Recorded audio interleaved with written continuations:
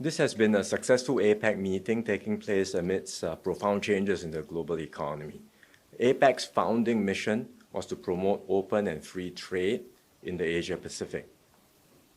And so today when we meet, leaders, APEC leaders, still talk about trade, but different modifiers are used to describe trade.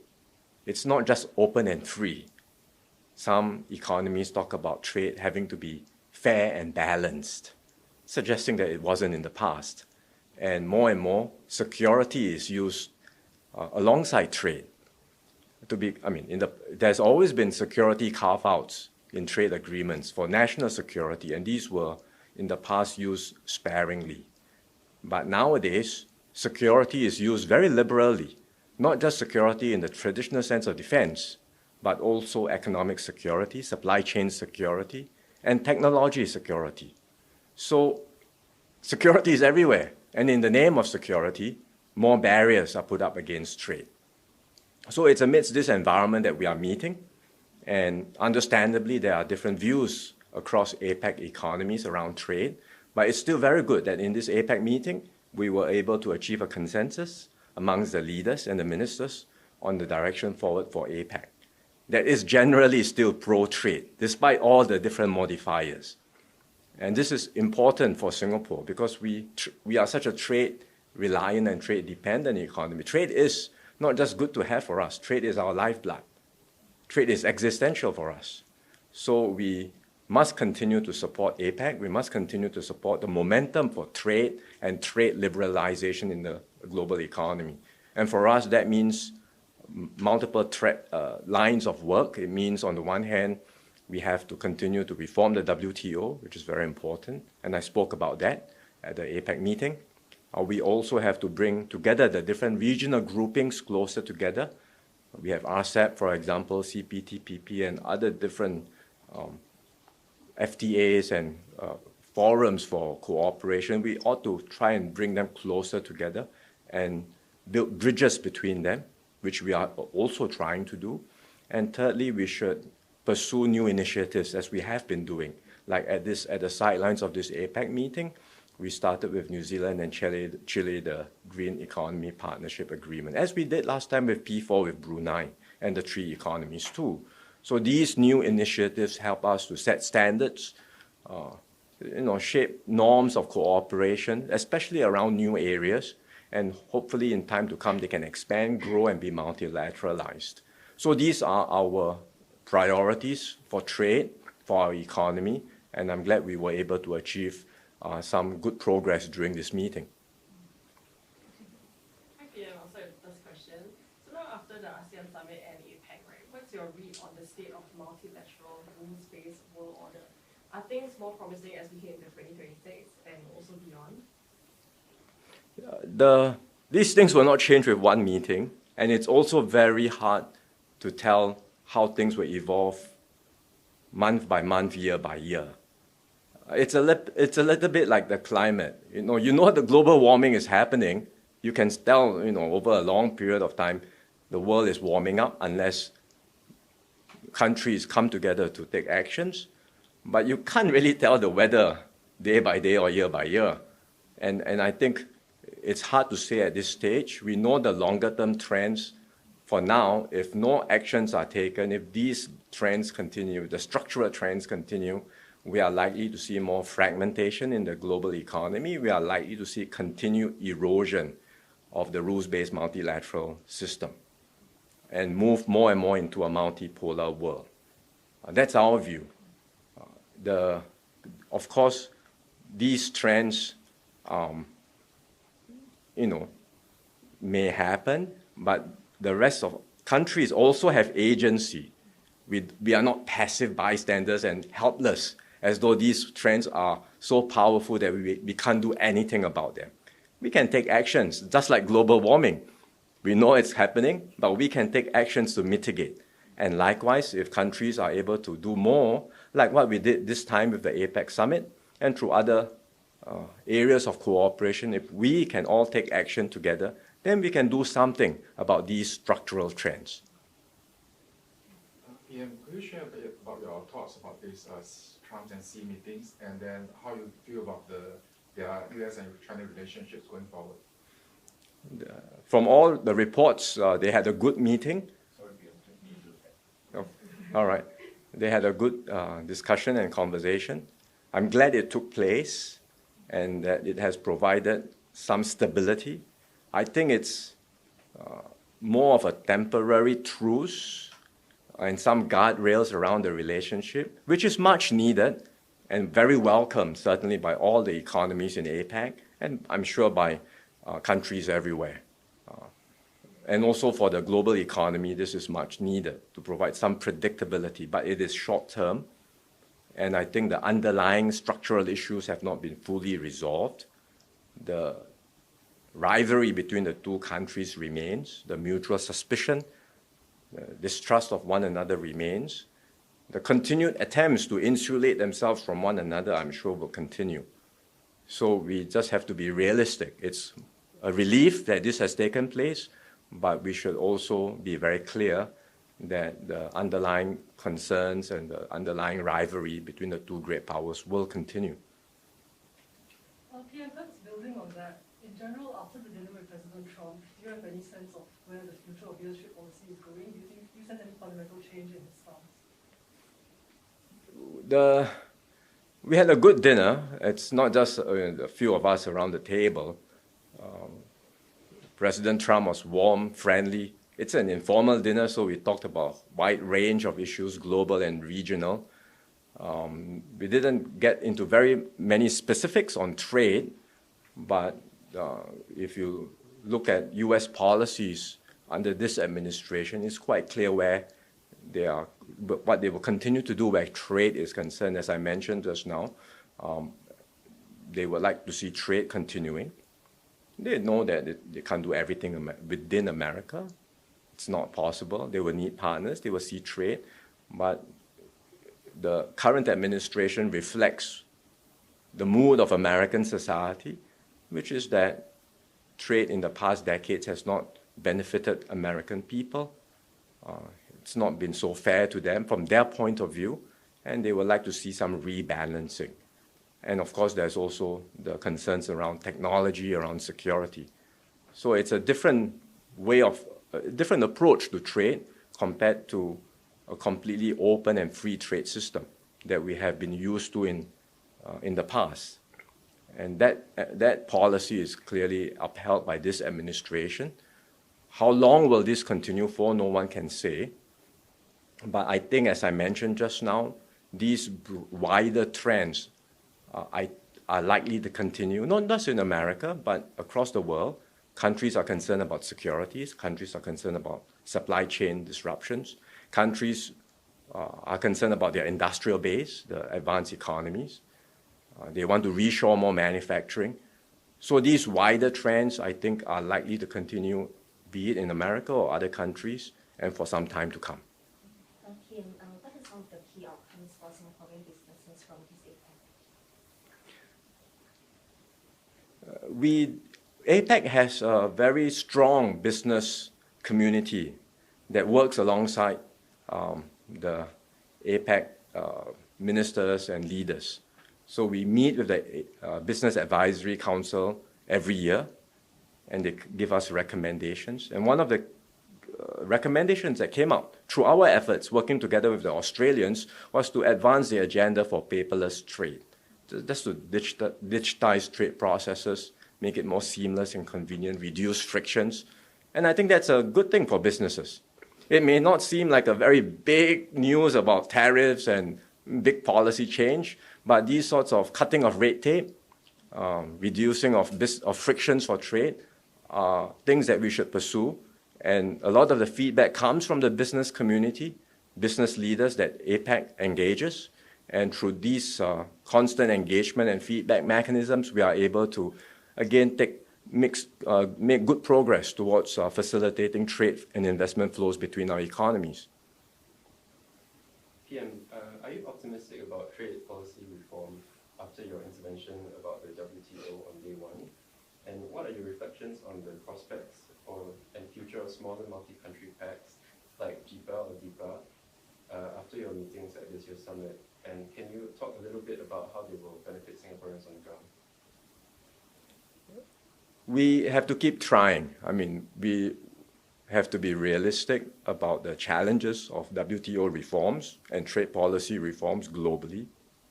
It's very complex, it's very challenging, but we cannot afford to give up trying. So we have to keep pushing at this and do our very best to achieve reforms. Even if the trajectory may not always move in a linear fashion, sometimes it's up and down, sometimes it may curve and bend, but over a period of time, as long as we are moving forward in the right direction, I think that's already an achievement. And we will do so not just by ourselves, but with like-minded countries. That's WTO reforms. As far as the new initiatives that we are doing, whether it's the FITP with the Future of Investment Trade Partnership, with other small and medium trade-dependent economies, or the JIPA, I think these have a lot of value because you get smaller trade-dependent economies. We are very like-minded. We can start to push the frontiers and harmonize standards amongst ourselves. It's easier to do it. And when we start to set these new standards, particularly in areas like the digital economy or the green economy, then you can facilitate more flows in the digital economy and the green economy amongst ourselves. Then others see it. Hopefully others get a little bit of FOMO, and they say, I want to join in too. And this is not just speaking in theory or in abstract. It has happened. That's why P4 started amongst very relatively small economies for trade, became the TPP, and then now the CPTPP. That's why the Digital Economy Partnership Agreement started with a few of us. Again, you see countries applying to join because they see value in it. And we hope to do the same for the JIPA now with regards to the green economy. To illustrate, when we talk about the green economy, what are we saying? There are still differing standards around some very basic things. What is a carbon credit? The rules may be different from one country to another. What do you mean by sustainable fuel?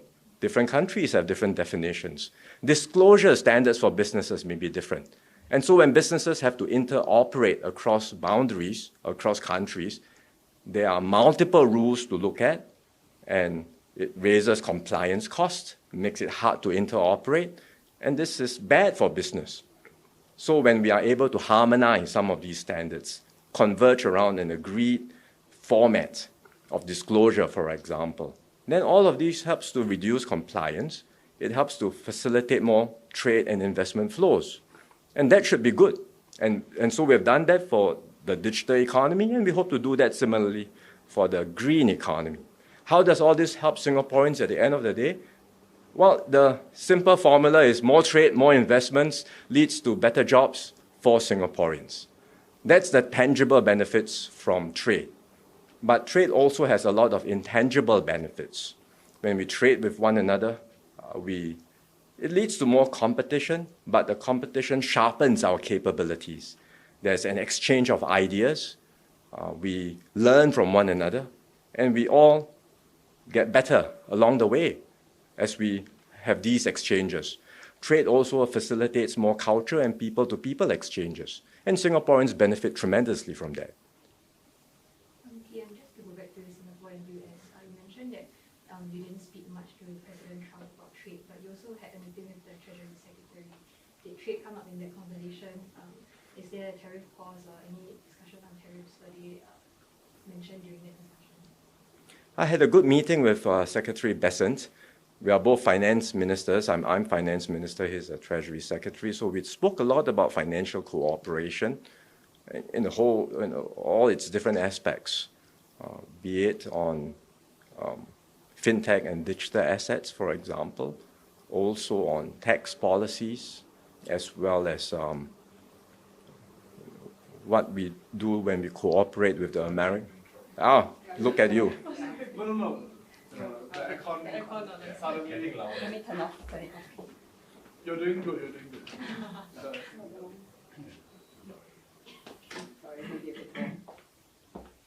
So what do I do now? We'll start from Meeting with Besant, is it? Okay, I'll just reply to you. I had a very good meeting with Treasury Secretary Scott Bessent. We are both finance ministers. He's the Treasury Secretary. And so there's a lot to talk about in the area of finance, for example, around fintech and digital assets, which we discussed. We also had a good discussion around tax policies, as well as how we cooperate with the Americans around the actions they take against organized crime. So there's a wide range of areas for discussion. We touched on trade briefly, because he's not the main interlocutor when it comes to trade talks. DPM Gan has been discussing that with his counterpart, which is Secretary Lutnick. But he is aware of the conversation, so I updated him on Singapore's positions and where we stand, and hopefully he will update and share that with his colleagues in the government too, and we can continue to make progress on our trade negotiations. PM, one last question from me. You have various engagement with economic leaders during Apec and ASEAN summits. What's your takes on Singapore economy next year, especially after Trump's CIS meeting has finally taken place? So do you think the worst is over, or do you think there are still a lot of uncertainties around? And then there's even the TBS reports mentioning that by 2040, Singapore economy will grow double to 1.4 trillion. Do you think it's an ambitious goal? It's very hard to predict near-term economic changes. I leave that to the economic forecasters in MTI. They provide regular updates, and they will also provide an update on the Singapore's economy for next year. And whether it's MTI, the official forecast, or even the best of private sector forecasters, you know that it's very hard to get it right, because Singapore is so small, and we are so dependent on the external environment and external demand. And so really forecasting what happens to the Singapore economy in the near term is really about forecasting what happens to the world. And who can get that right? It's very difficult. So we do our best, but in the sort of broader horizon, over the broader horizon, there's no doubt, as I mentioned just now, that the era we are in is going to be different from what we had in the past. The external environment will be less hospitable, and we have to be prepared for that, embrace ourselves for a different way of operating. If you think back in a very broad sense, after the Second World War, when America started growing, and then in the 50s, 60s, started to talk about offshoring its manufacturing. It was Japan that first started to take off and build their industrial networks, manufacturing in Japan, selling to America. Japan led the way for the Asian tigers, Korea, Singapore, Hong Kong, Taiwan. And we all benefited. And then China came along, and China did it at China scale. Large, so it became invented in America, made in Asia. And by and large, Asian economies all benefited from this model, not only building our industrial production and capabilities, but exporting to not just America, but also Europe. And as I said, that model is starting to come apart because the advanced economies all want to reshore. They all want to rebuild their industrial base. They don't just want to rely on Asian manufacturing. They are looking at different partners. So it's a very different model, and we have to be prepared that this new environment will be different. There will be more barriers to trade. There will be more uncertainty. There will be more competition for investments, and we have to find our new way forward in this environment. That's why we are doing a fundamental review of our economic strategies. So whether or not we can get to whatever the DBS target is or the figure is by 2040, I would say that's a very ambitious objective. If we can get there, it would be very good.